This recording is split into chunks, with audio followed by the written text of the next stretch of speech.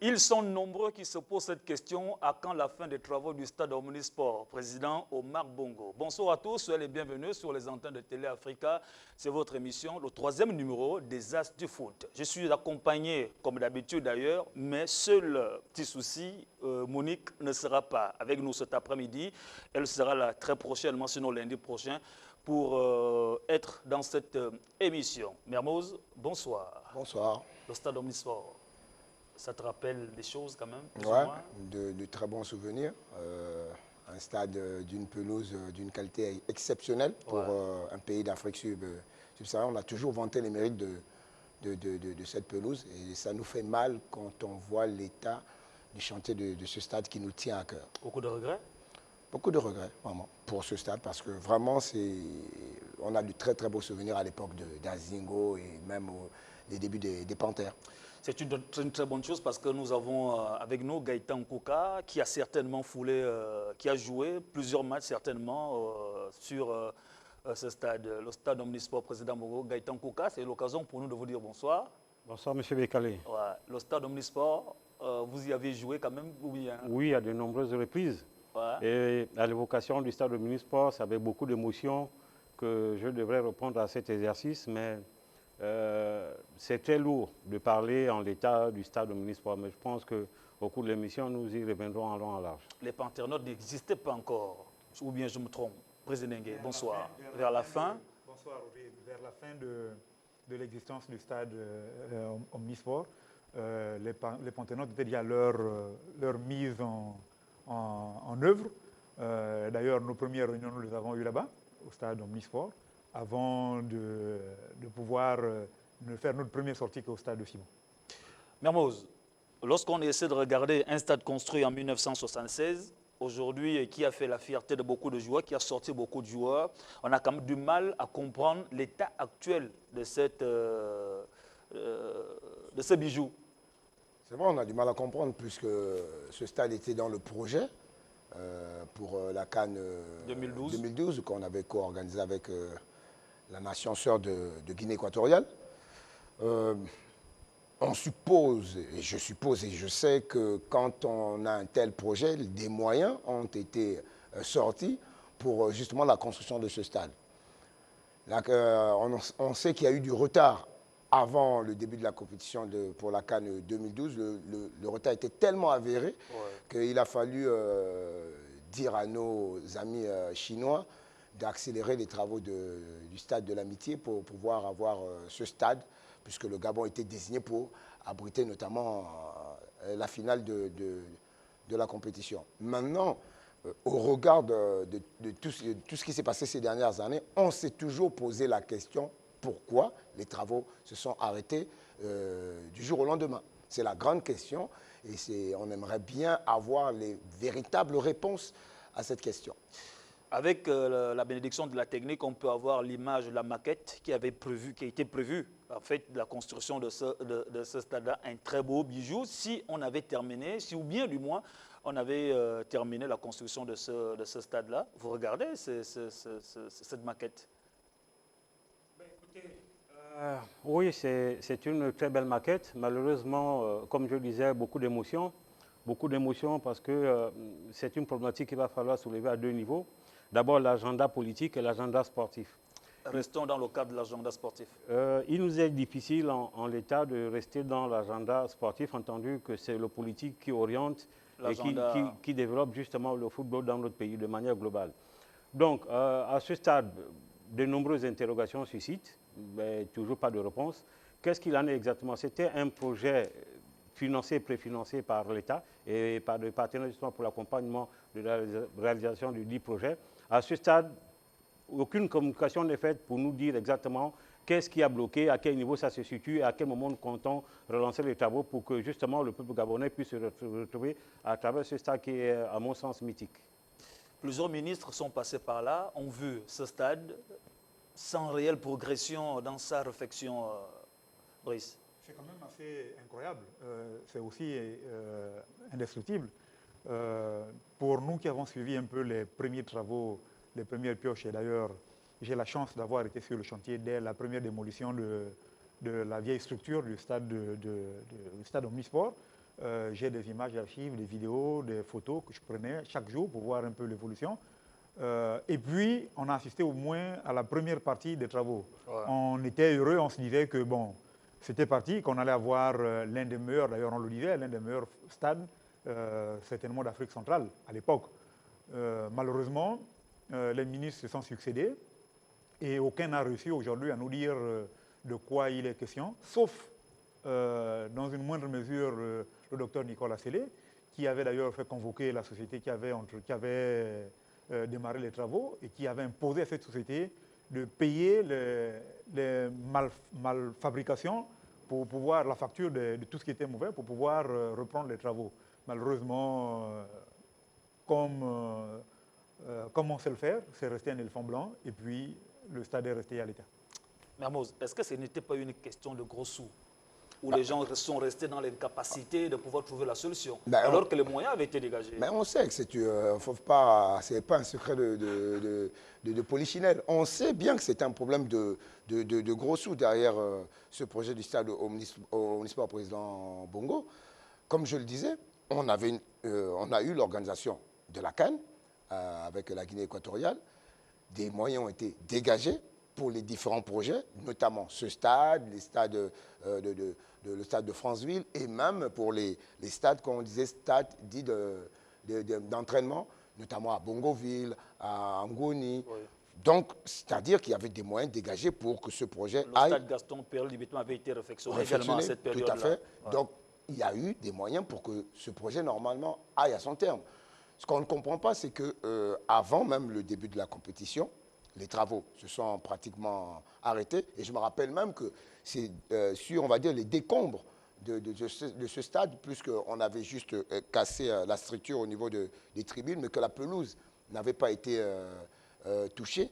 Je me rappelle que c'est dans ces décombres que l'équipe des Panthères s'entraînait pendant la compétition de la CAN 2012. Leur base d'entraînement, c'était ce stade Omnisport président Bongo. On se demande pourquoi, vu qu'on ne l'a pas utilisé pendant la dite CAN, les années qui ont suivi, pourquoi les travaux n'ont pas repris et allé à leur terme. Et comme l'a si bien dit Gaëtan tout à l'heure, personne n'a véritablement communiqué sur les raisons du blocage de ces travaux. Doit-on chercher... Une chose est sûre, il y a une affaire de gros sous, parce que maintenant, si on dit on veut reprendre le projet, une chose est sûre, il va falloir ressortir encore des sous. Est-ce que le ministre qui est arrivé pour vouloir chercher les véritables raisons pour lesquelles le stade, la réhabilitation n'a pas abouti, peut au moins prendre le risque d'aller à la recherche là où est parti les finances de la construction, bien de la réfection de ce stade? Non, ce n'est pas du tout un risque dans la mesure où ça rentre dans ses prérogatives. Il est le ministre des Sports, donc garant de la pratique du sport sur le plan national. À partir de ce moment, lorsque une mission est confiée à une mission, il est normal qu'un rendu soit fait au ministre, de façon justement à évaluer la progression du projet. Pourquoi ceci a été fait, pourquoi ceci n'a pas été fait. À partir de ce moment, en sa qualité de ministre de la République, il prend des décisions idoines pour pouvoir justement rectifier un certain nombre de choses. Or ici, nous sommes dans un silence, je veux dire, absurdissant qui en dit long. D'accord? Les prérogatives du ministère, via le ministre, c'est justement de mettre à disposition des fédérations et des ligues des structures, des infrastructures pour la pratique du sport, tant sur le plan de l'élite que sur le plan de football de masse ou du sport de masse. Or ici, le gouvernement de la République, via le ministère, prend une décision dans le sens souhaité par les sportifs, mais qui malheureusement n'arrive pas à ce terme et à ce jour, aucune explication plausible n'est donnée. Donc nous nous interrogeons. Aujourd'hui, nous serons peut-être fait le procès de dire un certain nombre de choses, soit-elles maladroites, mais l'absence de communication fait justement le lit à plusieurs spéculations. Pourquoi le stade qui a été financé, préfinancé, parce qu'il avait une envergure nationale et internationale, n'est-il pas arrivé à terme? Donc, toutes ces questions, il faut bien que les gens se retrouvent. Lors, vous me permettez de faire justement un bond sur les assises qui ont été tenues. Je ne sais pas si cette question a été évoquée. Aujourd'hui, la pratique du sport est fonction surtout des infrastructures. Qu'est-ce que nous avons comme infrastructure aujourd'hui? Le stade Omnisport, qui est le stade mythique, où tous les Gabonais se reconnaissent aujourd'hui, est quasiment abandonné. D'accord? Et en abandonnant le stade Omnisport, c'est l'histoire du football gabonais que nous abandonnons. Parce que l'histoire du football, à 90%, est écrite au stade Omnisport. Vous avez assisté aux assises. Est-ce que cette question, avant de revenir, je sais que vous avez certainement les éléments, est-ce que cette question a été évoquée tout au long des assises du côté d'Angondje? Oui, je sais dans les assises, on a parlé de la sous-commission qui s'en chargeait par les infrastructures. Des infrastructures. Donc il fallait regarder à tout prix ce qu'il y a lieu de faire. Je pense qu'il a été posé le problème de la reprise des travaux du stade Omnisport, parce qu'il est hors de question qu'on ait englouti autant d'argent dans un stade et qui aujourd'hui reste inopérant. Merci pour le mot. Et pour les chiffres, le stade, la réfection du stade Omnisport aujourd'hui est à 92 milliards. Alors 92 milliards pour les travaux qui ne sont pas arrivés à leur terme, comparativement avec d'autres stades qui ont été refaits dans la même période. Le stade Accra, par exemple, même capacité, n'a coûté que 16 milliards. Le stade Accra Stadium n'a coûté que 16 milliards pour les travaux de réfection. Vous avez également les stades qui leur sont chers aujourd'hui dans le continent. C'est seulement le stade de Luanda qui a fait un peu plus, quand même 116 milliards. Et puis les deux stades, les stades de Cameroun, qui sont plutôt des constructions nouvelles. En termes de réflexion, il n'y a rien de plus cher aujourd'hui que le stade Omnisport. L'État est garant de ce stade, parce que c'est un patrimoine de l'État. Et le sport appartenant au ministère de la Jeunesse et du Sport, il est hors de question que le ministère baigne dans un silence assourdissant aujourd'hui. C'est de sa responsabilité de poursuivre même les entreprises qui ont entrepris les travaux, à qui on a confié ces 92 milliards pour demander des comptes. Ne pas demander des comptes, ce sera être complice de ces entreprises, et ce sera donc la complicité du ministère de la Jeunesse et du Sport. Est-ce qu'un ministre, bon, pas le ministre actuel, l'ensemble des ministres qui sont passés ont été dans l'incapacité de demander les comptes? Est-ce qu'on peut dire dans l'incapacité ou bien la peur ou je ne sais pas? Je ne saurais parler à leur place, mais comme le disent mes deux confrères, dès lors qu'il y a silence, forcément, nous, on se pose des questions. On sait que de l'argent est sorti pour ce projet, mais dès lors qu'il n'y a pas d'explication sur le blocage de la construction de ce stade, on peut penser que ces ministres soit n'ont pas eu peut-être le courage d'aller dans les profondeurs de ce dossier, ou soit volontairement ont peut-être cherché à savoir ce qui se passait et on leur a fait une fin de non-recevoir, ou on leur aurait dit que c'est peut-être un projet dont il ne faut pas ébruiter les choses, parce que cela pourrait peut-être mettre à mal X ou X personnes. Dès lors qu'il y a silence, on va tous se poser une multitude de questions et chacun va aller de sa propre réflexion. Donc dire qu'ils ont eu peur ou ont pris le choix de ne pas parler de ce projet. C'est le constat qui se dégage. On va profiter également pour regarder l'état actuel de ce stade. Quelqu'un disait que, c'est Mermoz qui disait, c'est quand même très décevant quand on essaie de regarder la maquette et l'état actuel de ce bijou. Beaucoup de questions. La maquette, c'est vraiment un gros bijou. Quand on regarde la maquette, on aimerait voir cette maquette devenir réelle. Voilà. Ça aurait été une fierté pour nous, supporters du football gabonais, pour nous-mêmes gabonais. Maintenant, sur ce blocage, on ne fait qu'entendre ici et là des suppositions qu'il paraîtrait qu'il faudrait peut-être tout recasser parce qu'il y a eu des parties ratées par la société qui construisait le stade, ainsi de suite. Donc dès lors qu'il n'y a pas de communication, on va rester que dans des spéculations et des on-dit. Je pense justement pour parler de spéculation, là au niveau des ratés, il ne s'agit pas simplement d'une spéculation. Il vous souviendra que le ministre, je reprendrai le docteur Nicolas Sellé, avait bien pointé du doigt que l'entreprise avait fourni un certain nombre de choses au niveau des poutres de soutènement du stade et qu'il était question de reprendre ces travaux et que chaque poutre devrait tourner autour de 4 milliards pour refaire. Donc c'est une communication qui à l'époque était officielle. Ce n'est pas une supposition de... Et Nicole parti, il n'y a toujours pas de solution. Oui, après il n'y a pas de solution, mais je voulais juste préciser que les mauvais travaux dont tout le monde parle ne sont pas une invention de la population, mais c'est des faits qui sont réels. Il y a eu des travaux pas correctement exécutés. Il convient de fixer les responsabilités, de savoir qui a fait quoi, qui a pris combien d'argent pour faire ces travaux. Et si jamais une société est coupable de quelque chose, mais la société doit pouvoir assumer ses charges. Parce que je suppose que ce stade avait quand même, avant la construction, les entreprises avaient quand même des assurances. Il est hors de question qu'on construise un bâtiment aussi grand sans assurance. Et si l'État gabonais, par le ministère de la Jeunesse et des Sports, n'a pas couvert son travail par une assurance, mais l'État doit pouvoir nous dire ce qui se passe exactement. Gaëtan, est-ce qu'on peut considérer que ce dossier est devenu comme un panier à crabe? Ben, écoutez, au fil d'années passées? Oui, panier à crabe, effectivement, parce que comment comprendre que nous soyons en affaires sur la base d'un cahier de charges et que l'exécution des travaux ne soit pas faite dans les conditions et que nous puissions garder le silence. Donc ça établit la complicité des uns et des autres. À ce titre, à qui fait-on mal? Premièrement, nous faisons mal à celui qui a ordonné les travaux. Donc, suivez mon regard, entrer au lieu. Parce que le développement de la pratique du sport est fonction de la politique générale via le ministère. Deuxièmement, c'est toute une jeunesse que nous laissons à l'abandon. Troisième élément, c'est qu'il y a aujourd'hui dans le football gabonais, il n'y a plus d'éléments d'identification. Le stade au ministre Omar Bongo est un stade d'identification pour la jeunesse et pour les pratiquants. Oui. Et à l'international, comme disait quelqu'un, tout le monde s'identifie au stade au ministre. Aujourd'hui, tout est fait pour que la jeunesse ne se retrouve pas. Pourquoi entretient-on ce mal, je veux dire un mal nécessaire pour certains? Il y a tellement d'interrogations que nous sommes, obligés de spéculer. Mais comme disait quelqu'un, l'absence de communication est une communication. À partir de ce moment, nous faisons un avis à travers la non-communication de qui de droit. Mermoz, l'environnement de ce stade qui a accueilli beaucoup de joueurs, beaucoup d'athlètes. Aujourd'hui, on ne pratique plus du sport de ce côté-là.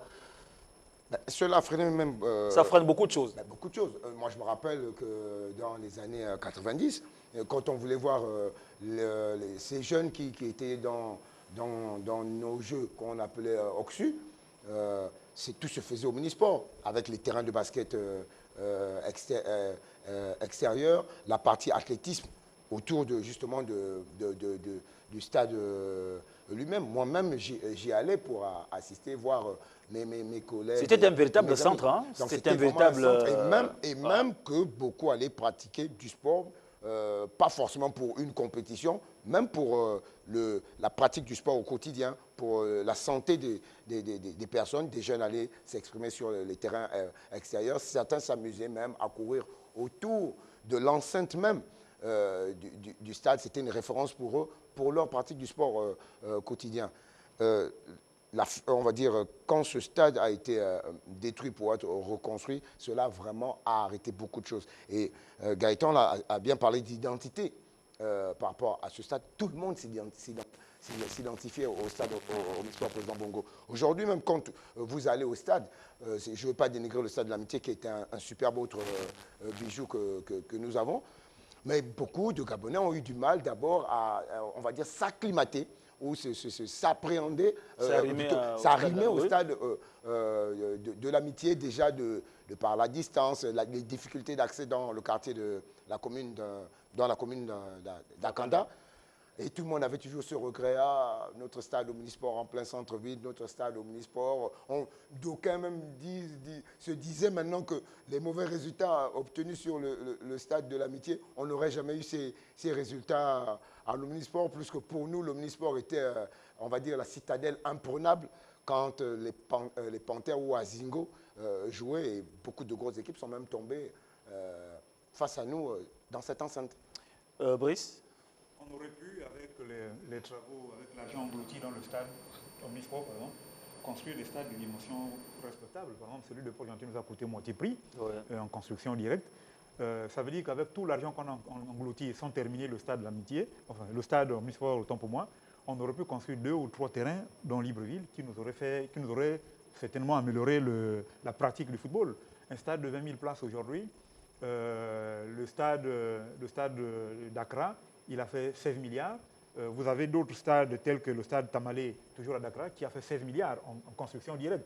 Ça veut dire que vous avez des petits stades, celui de Malabo de 20 000 places par exemple, n'a pas coûté autant. Donc avec 92 milliards, on aurait pu construire beaucoup de petits terrains de foot qui nous auraient rendu fièrement service.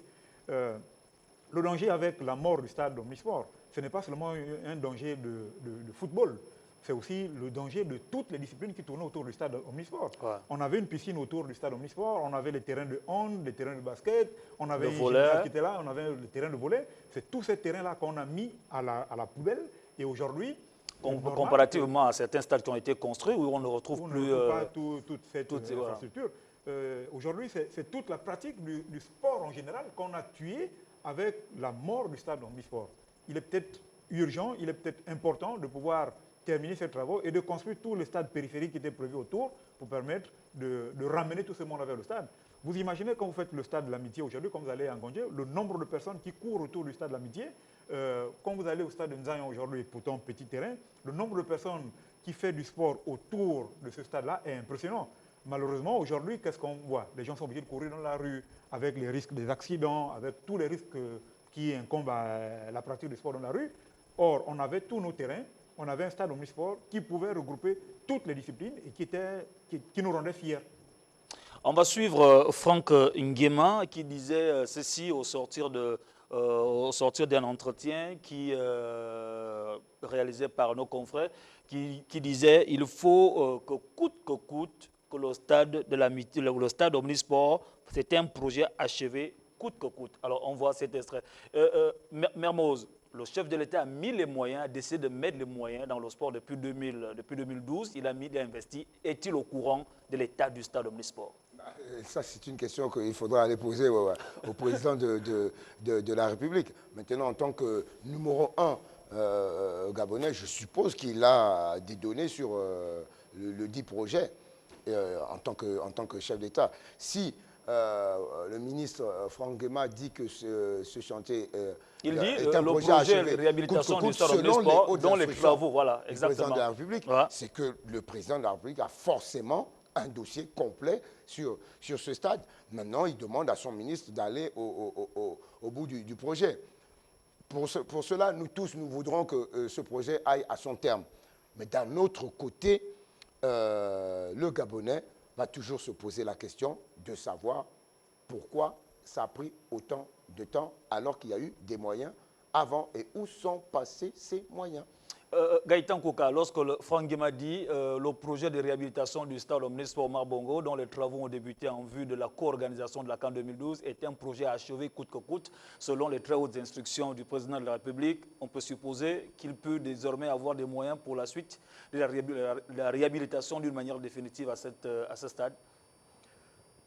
J'ai bien envie de savoir, au regard de votre question, de quels moyens parlons-nous? Ce sont les moyens financiers. Non, moyens financiers, je ne pense pas entendu qu'ici nous avons évoqué des chiffres, pas de 92 milliards ou 96 milliards manquant sur la base d'un cahier de charges. Il suffit simplement de rappeler la société choisie justement pour l'exécution de ces travaux et redéfinir justement ce cahier de charges. Premier élément. Deuxième élément, vous savez, je vous disais, et pardonnez-moi d'insister dessus, c'est qu'il y a deux agendas. Il y a un agenda sportif, il y a un agenda politique. Or, ici, nous tournons toujours autour de l'agenda politique. Mais l'agenda politique, via le ministère, est fonction de ce que la pratique est conditionnée par la constitution, donc la mise à disposition des stades. Aujourd'hui, le football gabonais souffre de son âme. Et quand je dis le sport gabonais, je ne parle pas singulièrement du football, je parle du sportif gabonais, du sport gabonais. Il manque d'âme, il manque d'identification par rapport aux athlètes, par rapport aux structures ou infrastructures. Le projet ira à son terme, nous voulons bien, mais ça fait quoi, 2012 à aujourd'hui, ça fait 9 ans que personne n'a communiqué sur l'état du stade. Oui. Nous repartons sur quelle base? Pour que le chef de l'État en amont avait déjà donné des instructions pour que ce stade... Non, mais Franck Nguema a communiqué quand même. J'en conviens. Il a communiqué quand même. C'est le même chef de l'État qui avait dit, construisez-moi des stades à dégager des moyens conséquents. Des moyens plus que conséquents. Oui. D'accord? Ces moyens aujourd'hui que nous allons rechercher, je ne sais pas par quel mécanisme, pouvaient nous servir, comme disait le président Inengue, justement, à la construction des stades périphériques pour le développement du sport de masse et peut-être même d'élite. On aurait pu construire ces stades et les confier aux collectivités dans le cadre de la pratique du sport. Entendu que ces stades, on devait les construire en termes de complexes, donc incluant des stades de basket, d'athlétisme, de ceci, de ceci. Malheureusement, nous sommes toujours là à refaire la roue chaque année et du coup, nous avons l'impression de faire du surplace. Si on prend ce stade tel qu'il est aujourd'hui, on veut aller au bout de la réhabilitation. Mais je pense que les chiffres seront bien plus monstrueux que ce que nous avons aujourd'hui. Parce que N'oubliez pas que toute la ferraille qui a été déposée, qui a pris de la rouille, tout le matériel qui a été déposé, qu'on a perdu, qui a été déjà financé et qui s'est complètement abîmé avec le temps, ça fait quand même plus de 10 ans que les choses sont stockées à certains endroits, n'oubliez pas que toutes ces choses-là doivent être refaites. Et donc, ça va forcément rallonger la facture. Je ne serais pas surpris qu'on arrive à une facture qui est bien plus monstrueuse que si on avait construit 4 ou 5 grands stades de cette capacité-là. Et là, il y a le danger de continuer à mettre de l'argent dans ce projet-là. Je pense qu'il faut peut-être réfléchir. Est-ce que construire un nouveau stade nous coûte relativement moins cher que continuer à engloutir de l'argent dans un stade où on sait qu'il y a beaucoup à refaire? Là, il faut qu'on se pose les bonnes questions pour pouvoir arriver au bout. Justement, je voulais aussi rebondir là-dessus. Nous voulons que ce stade que ce projet soit achevé, c'est vrai. Mais maintenant, est-ce que c'est une priorité sur le moment de mettre autant d'argent dans ce stade? On parle justement de ce problème de la pratique du sport de masse. On a le problème au niveau de nos jeunes. Rien que pour la pratique des jeux OXU, c'est compliqué. Moi, je prends un exemple. Actuellement, quand vous allez dans la majorité des écoles publiques primaires de notre pays, il n'y a plus d'aire de jeu dans nos écoles. On va évoquer cette question. On aura un thème sur cette question-là. On fait les bâtiments parce que c'est vrai que la communauté estudiantine ne fait qu'augmenter. Mais les aires de jeu qu'il y avait à l'époque, on avait toujours des écoles publiques avec toujours un petit stade de football où à l'arrière on leur mettait les fameux poteaux de handball qui servaient de mini-stade de foot ou de panneaux de basket. Aujourd'hui, seuls les lycées qui ont encore quelques infrastructures en termes de terrain, par exemple, de basket et qui sert aussi de terrain de hand et de volley. Mais pour les plus jeunes, où commence la base, justement, de la relève de nos sportifs, il n'y a pas d'aire de jeu. Donc, ces moyens qui vont être débloqués, où on se demande de quelle façon, qui va les gérer, puisqu'on sait que le ministre a visité justement le chantier avec le directeur général de l'Office du sport. L'Office du sport. Est-ce que c'est l'Office du sport qui sera le maître d'œuvre derrière la nouvelle entreprise, si c'est une nouvelle entreprise qui venait à reprendre le projet? Ouais. Est-ce que c'est l'Office qui va gérer finalement ces moyens? Et comme on dit, comme l'a si bien dit Brice tout à l'heure, la facture dit sera allongée. Est-ce qu'on n'aurait pas pu d'abord pallier au plus pressé et essayer de retarder, même si on veut ce stade, de retarder un peu le projet? Président Ngueye, est-ce qu'au sortir du discours de Franck Guéman, on peut accorder du bénéfice de doute lorsqu'il dit coûte que coûte, ce stade est achevé? Je rappelle quand même que le ministre de Sport a réglé les droits légaux des déflatés comment on appelle ça, des déflatés du stade de l'Amitié. Parce que depuis quand même qu'il est là, il a réglé un certain nombre de choses. Est-ce qu'on peut l'accorder ce bénéfice de doute-là au regard de ce qu'il a dit? Certainement que la volonté y est. Mais comparaison n'est pas raison. On ne peut pas dire les déflaqués des anciens offices qui ont été... Mais ce n'est pas le même coût que la réflexion de ce stade-là. Vous êtes là on parle de l'élan, on parle de l'élan, de la détermination. On est là des milliards de différences qui peuvent peser lourd dans la balance. Et moi, je pense que le ministre a certainement cette volonté-là de pouvoir aller de l'avant. Mais je pense que la première chose pour récupérer l'argent, c'est d'abord de rattraper les premiers qui ont fait les travaux de ce stade-là. Il est hors de question. Il est vraiment anormal. Est-ce que cela ne fait pas partir aujourd'hui du blocage? Chercher à récupérer ce qui est parti. Mais il est important qu'on récupère, même si on ne récupère pas ce qui est parti, autant le Gabon est parfois poursuivi en justice à l'international pour des constructions, des contrats rompus, autant là on est dans une situation où nous avons raison. Une entreprise est arrivée chez nous, nous a promis, nous avons signé un partenariat, un contrat pour mener à bien un projet de construction de stade. L'entreprise a abandonné les travaux. Pour quelles raisons? On ne sait pas, l'entreprise ne communique pas. Tout ce qu'on sait, c'est que les grues ont disparu, les engins ont quitté le terrain. Peut-être que l'entreprise a des raisons d'avoir fait, peut-être que nous n'avons pas payé. Ça aussi, on ne sait pas. Mais c'est à l'entreprise de nous expliquer que, bon, vous m'avez dit 92 milliards, je n'ai reçu que 2 milliards et donc je ne peux pas terminer les travaux. Auquel cas, on saura que c'est donc la partie gabonaise qui est en faute dans l'histoire. Mais il est important quand même qu'on rappelle l'entreprise, même par les moyens légaux, et que l'entreprise nous dise exactement ce qui s'est passé et que l'État prenne ses responsabilités en se disant, bon, le ministre peut archiver les travaux, mais l'argent est dans les caisses de ces entreprises. Maintenant, si on estime que c'est pas bon, on peut laisser l'entreprise continuer à payer les voitures avec cet argent-là, c'est pas bien grave, mais que le ministre nous dise comment il fera pour payer la facture de ce qui va arriver et combien ça va nous coûter aujourd'hui. Revenir certainement. Justement, comme je l'ai dit tout à l'heure, le problème c'est maintenant que on parle de moi, nous on connaît quand on dit que ce problème c'est un problème de gros sous. Mais est-ce qu'il n'y a pas une complicité sur la question? Parce qu'on a du mal à pouvoir convoquer la société. Vous connaissez ce vieil adage qui dit que qui se tait consent. Ouais. Donc si on n'a pas de véritable communication pour essayer de justifier ou de nous expliquer ce qui s'est passé, l'opinion générale va se dire que il y a sûrement des complices dans cette affaire. Il y a encore des intouchables qu'il ne faut peut-être pas nommer à cause de ce projet. Tant qu'il n'y aura pas de communication, il y aura toujours un problème. Le ministre, c'est vrai, il nous communique sur l'avenir, sur ce qu'ils veulent faire. Mais qu'est-ce qu'il s'est passé sur ce projet? Gaëtan, comment sortir de là? Écoutez, nous avons commencé à esquisser quelques pistes de solutions, notamment faire un bilan, convoquer qui de droit sur la base du cahier de charges, pourquoi ceci n'a pas été exécuté dans les délais, qu'est-ce qui a manqué, à partir de ce moment, essayer de remonter l'information au niveau du grand public parce que nous en avons grandement besoin et reprendre les travaux. Parce que comme nous le cessons de le dénoncer sur ce plateau, reprendre les travaux en l'étant sans communiquer en amont de ce qui s'est passé réellement peut donner l'impression effectivement que nous faisons du pilotage à vue. Et à partir de ce moment, l'État va devoir réinvestir autant de milliards qu'on aurait pu orienter dans d'autres domaines.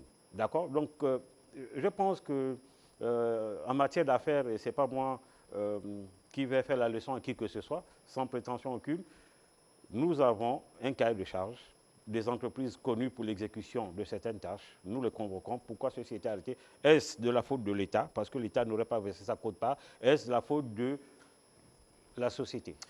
Brice Nengue, lors d'une communication très récente au Maroc, le président de la FIFA avait parlé d'une dotation pour la réfection des stades. De quoi était-il question? C'est plutôt pas une dotation pour la réfection, c'était plutôt pour la construction des stades des fédérations de football. Il s'agissait pour la FIFA, la FIFA avait promis construire un stade par fédération pour permettre à chaque fédération d'avoir ses propres installations. Pour l'instant, c'est resté au niveau promesse. La FIFA, je pense que le nouveau président de la CAF a repris ça dans son agenda. Il avait dit qu'il allait offrir ces stades-là. Nous attendons simplement que la promesse se matérialise parce que pour l'instant, il n'y a rien d'écrit. Tout est encore sur la base de la communication qui avait été faite par Infantino. Nous attendons que ça soit matérialisé et que chaque fédération obtienne son stade. On va dire même que pour cette communication, rappelons qu'on était en période électorale, en période de campagne. Il fallait que Infantino asseye son président, ce nouveau président qu'on sait être... promesse électorale. Voilà. Promesse, certes, d'abord pour moi, électorale. On était en campagne électorale, il fallait que Patrice Motsepe soit bien assis par celui qui était, on va dire, son parrain, entre guillemets, ou qui était derrière sa candidature à la tête de la FIFA. Maintenant, après, on attend de voir si cela va se matérialiser à court, à moyen ou long terme. Est-ce que ce n'est pas une bonne chose aujourd'hui de savoir que chaque fédération est détentrice de son stade? Est-ce que ce n'est pas une bonne chose? Ben écoutez, c'est une très bonne chose dans la mesure où ça permet justement aux pratiquants de multiplier, ou du moins aux fédérations de multiplier le nombre de pratiquants, donc du fait des infrastructures ou des structures.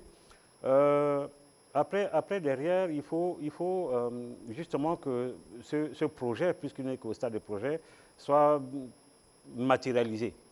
D'accord? Or, ici, une promesse de campagne peut mettre du temps à trouver un écho favorable, d'accord? Parce qu'il faut tenir compte de l'environnement. Cet environnement, il est culturel, cet environnement, il est économique, cet environnement, il est. Bon, c'est une bonne chose que la FIFA puisse mettre justement à disposition de ses membres des stades, mais pour quelle pratique, pour quels pratiquants? Ce sont des questions qui se posent. Je suis entièrement d'accord avec cette question. Pour quel pratiquant? Parce que si c'est pour faire un stade qui va, par exemple, encore international, pour que la fédération... Un stade omnisport qui va regrouper... Non, ça peut être un stade omnisport, comme ça peut être un pur stade de football aux normes internationales. Ce sera pour qui? La fédération, rappelons que c'est la fédération qui gère l'équipe nationale. Ce sera peut-être le stade qui fera écho, qui fera comme office de stade à domicile pour l'équipe nationale. Alors que moi, je serais plutôt dans un projet, quand il demandait pour qui. Si c'est un projet pour accompagner la fédération dans toujours le développement du football, je verrais plus un stade avec toutes les commodités autour, dortoirs, une espèce de mini-centre, géré par la fédération, qui pourrait servir justement aux catégories des jeunes, les U16, les U17, rappelant qu'ils sont gérés par la fédération. Essayer d'avoir une espèce de Clairefontaine, comme par exemple on peut voir en France. Ce que les gens ne savent pas, c'est que quand on dit que l'équipe de France vient de rentrer dans le château, ce même château est un centre de formation. Pour l'INF, l'Institut national du football. Je tiens à rappeler que Trezeguet, les Thierry Henry sont passés par ce centre de formation. Donc on pourrait avoir intérêt avec toutes ces commodités à avoir un vrai centre de formation géré par la fédération, et ce qui nous éviterait ce qui se passe en ce moment, où on a pu remarquer que notre équipe nationale, qui est en train déjà de passer un cap, a du mal à avoir une véritable relève derrière. C'est ce qu'il fallait retenir. Je pense que chacun de vous a pu faire des propositions allant dans le sens de la construction et de la réhabilitation de ce stade. C'est beaucoup décevant, mais bon, je pense qu'avec les avis des uns et des autres, les décideurs, quand même le dire, oui, les décideurs. À ce niveau, nous avons un pouvoir, on va dire, consultatif, le pouvoir exécutif à partir justement au ministère. On marque une courte pause. On vous retrouve pour le deuxième sujet de cette émission.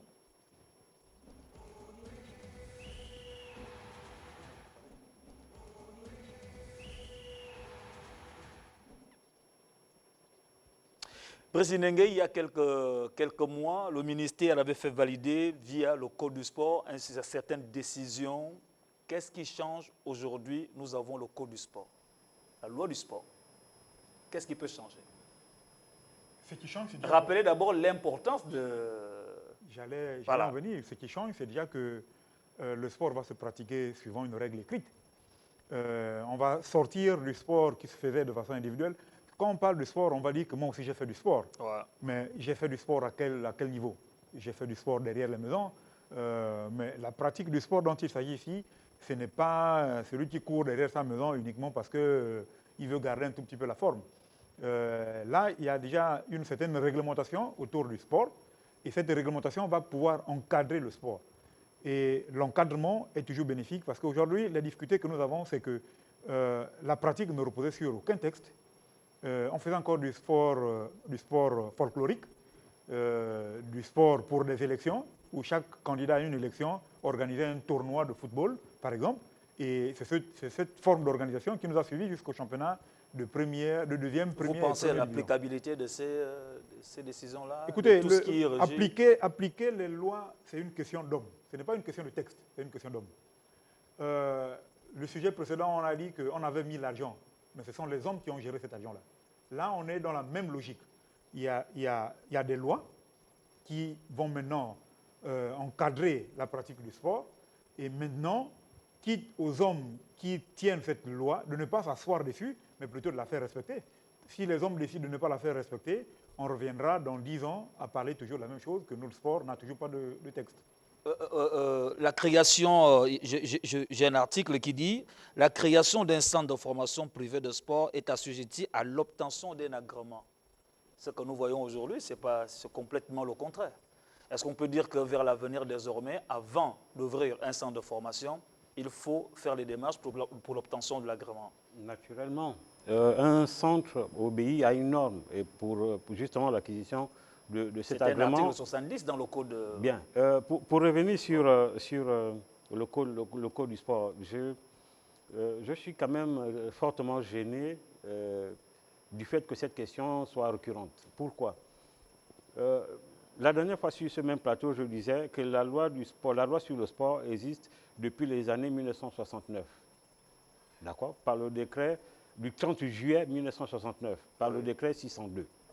Ça veut dire que depuis cette date, le sport est encadré, par cette loi. D'accord? Il a été dépoussiéré en 2014. Mais quelles sont les résolutions concrètes sur le terrain?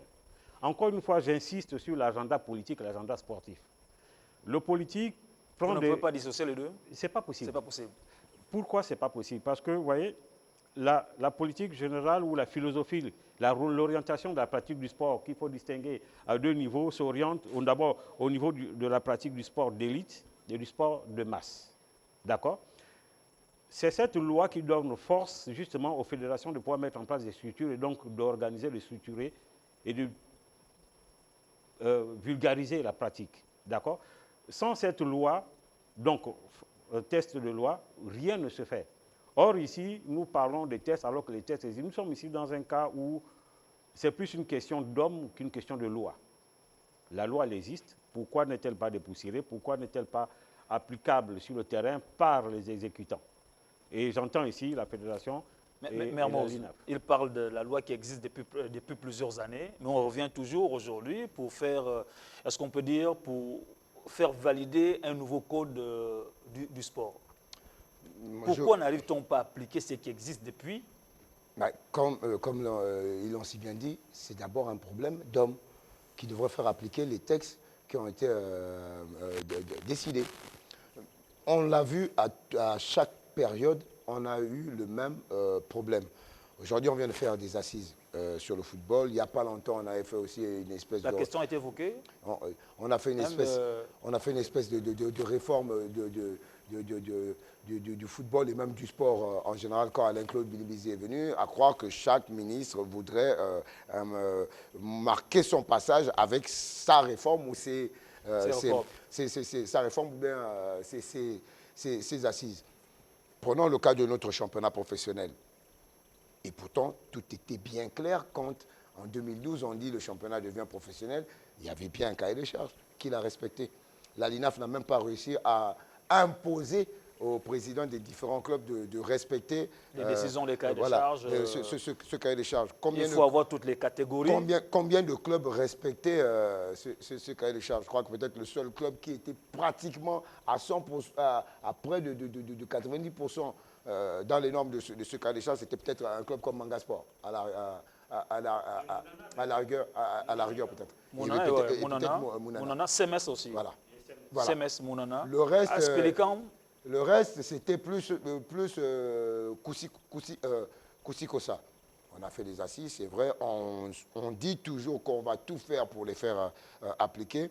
Cela devrait commencer normalement pour la saison prochaine.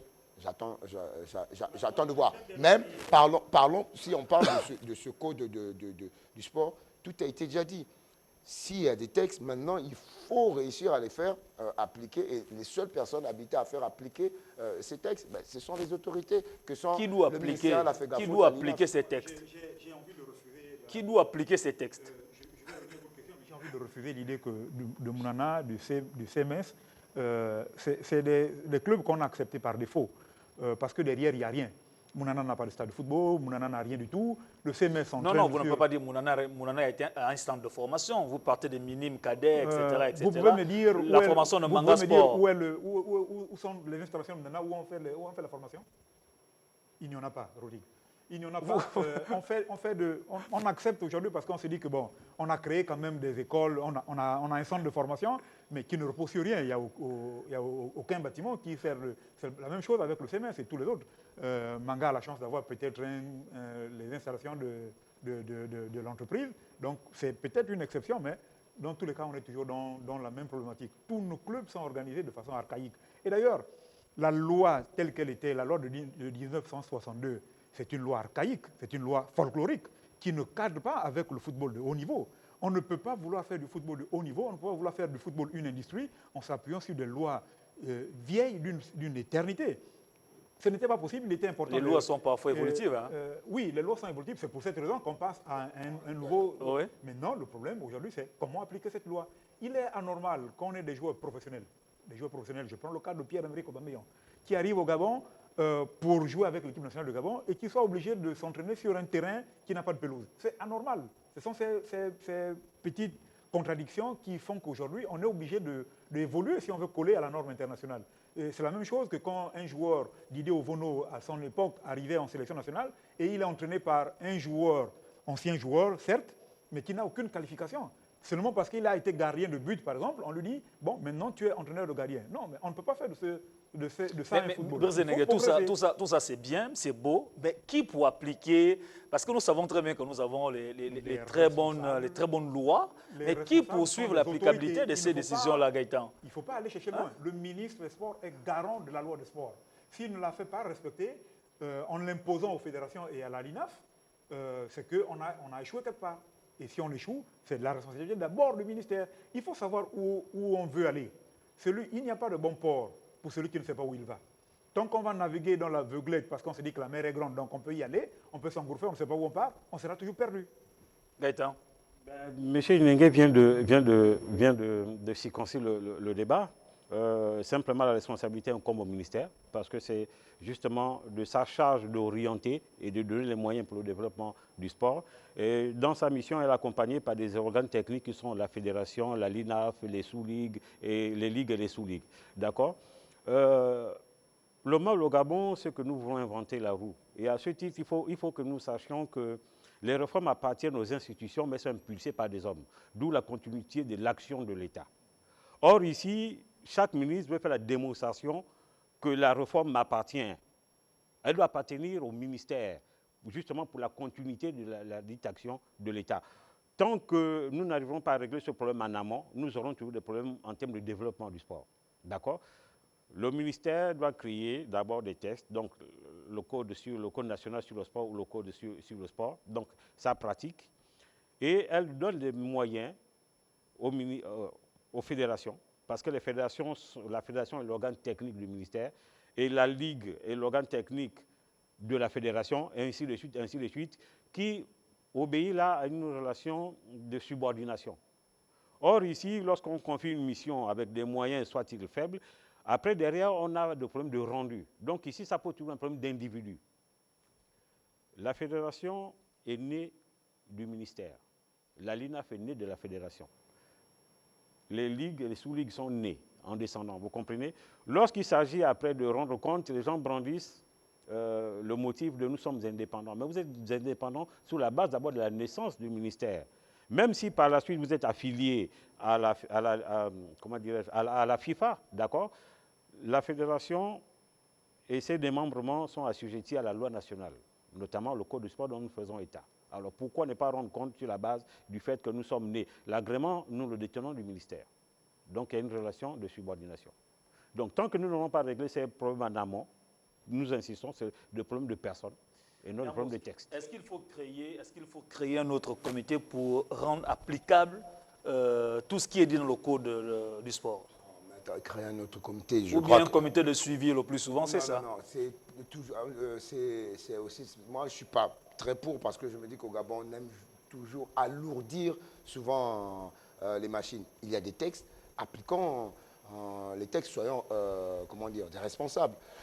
Pour rebondir sur ce qui vient d'être dit, ce problème de personne est que ici au Gabon, on a du mal à avoir le ministère, la fédération, la LINAF et les sous-ligues d'aller dans le même sens, d'avoir le même objectif. Et c'est ce qui bloque souvent la machine. Ici au Gabon. Et pas seulement dans le football, dans le sport en général. En général. Tant que les fédérations, les ligues, les sous-ligues ne marcheront pas avec le ministère, ne marcheront pas dans le même sens, on aura toujours ce sempiternel problème qui va nous revenir dans la face. Parce que je ne te coupe pas, mais pour t'appuyer, parce que l'État a laissé les choses se produire dans le hasard. Le hasard ne dicte pas la vie en société. Il faut que l'État impulse une dynamique. Il faut que l'État dise, cette année, je veux 10 000 licenciés de football. Je veux 10 000 licenciés en basket, je veux 10 000... Et puis, vous confiez la tâche à chaque fédération chargée de le faire. Et après, la fédération vous rend compte. Mais aujourd'hui, c'est quoi la politique de l'État? il faut se poser la question, c'est quoi la politique de l'État? Qu'est-ce que l'État attend de son sport? Si l'État n'attend rien de son sport, c'est normal que derrière, il y ait des gens pour jongler et faire ce qu'ils veulent sans vouloir rendre compte. Ça, c'est tout à fait logique. Et pourtant, c'est vrai que les fédérations, notamment par exemple au football, on aime brandir cette charte qui existe à la FIFA que ils sont censés être indépendants, il ne faudrait pas l'ingérence du politique. Mais comme l'a si bien dit Gaëtan tout à l'heure, il faut comprendre aussi que vous recevez aussi une subvention justement de l'État. Et celui qui te donne, il a bien le droit aussi d'avoir un compte rendu de ce qu'il t'a remis. Donc, il faudrait que les responsables sachent le boulot pour lequel ils sont là. Si je veux être président de la Fédération gabonaise de football, c'est que j'aime le football, je veux faire évoluer le football dans mon pays. Et pour que ça marche, il faudrait que j'arrive à avoir quand même une certaine entente avec mon ministre, avec le président de la Ligue et les présidents des sous-ligues. Sinon, cela ne va jamais marcher. Les hommes passent, l'institution reste. Oui, nous sommes là d'abord. Permettez-moi de dire ceci. Nous sommes là face à une démission de l'État via le ministère. C'est clair, c'est net, c'est précis. Ça, c'est la première chose. Deuxième chose, il faut dire que les fédérations, les ligues ou la Ligue nationale de football ou les ligues et les sous-ligues sont des organes techniques qui sont là pour l'exécution d'une tâche, qui ont deux missions, celle de rendre compte, d'abord sur le plan national, au ministère, donc à l'échelle des responsabilités, et derrière, affilié à la CAF et à la FIFA, de rendre compte justement à ces institutions. Moi, je suis très mal à l'aise lorsqu'il s'agit pour la fédération, pour la LINAF, de rendre compte à la FIFA, on le fait avec beaucoup d'aisance. Mais lorsqu'il s'agit de rendre compte au ministère, nous brandissons le prétexte que nous faisons dans l'ingérence. Donc, ces questions doivent être réglées en amont et donc nous disons la responsabilité incombe d'abord au ministère parce que sans le ministère, les fédérations n'existent pas. Comment voulez-vous que derrière il y ait de la cohérence dans la pratique? Comme nous venons de l'énoncer, nous n'avons jamais vu ministère, fédération, comité national olympique, ligue, sous-ligue se retrouver pour définir ou du moins s'asseoir ensemble pour dire voilà les nouvelles orientations que nous voulons prendre et nous mettons tout en musique. Aux assises. Le comité olympique était présent, les différents ministères étaient présents, ainsi de suite, ainsi de suite. Brice Nengue, vous avez pris part aux dernières assises. À quand l'application? Rapidement. Je ne saurais pas vous le dire. Nous avons fait un rendu. Il appartient, encore une fois, au ministère d'appliquer tout ce qui a été dit. Pour moi, modeste citoyen qui n'a qu'un rôle de consultant, je ne saurais pas vous dire exactement quand est-ce que le ministère va réaliser tout ce qui a été prévu. En tout cas, comme on a dit, l'application, au sortir quand ils ont rendu public les travaux, on parlait justement de commencer à partir de la saison prochaine pour que certains acteurs se mettent déjà à jour par rapport au fameux cahier de charges. Merci beaucoup Mermoz, merci Gaëtan Kouka, merci Brice Nengue. Quant à vous, merci d'avoir été de nôtres. Nous, on se retrouve lundi prochain avec le même plaisir. Sachez tout de même qu'il était question du football dans cette émission. Portez-vous comme un ballon de foot, toujours en mouvement.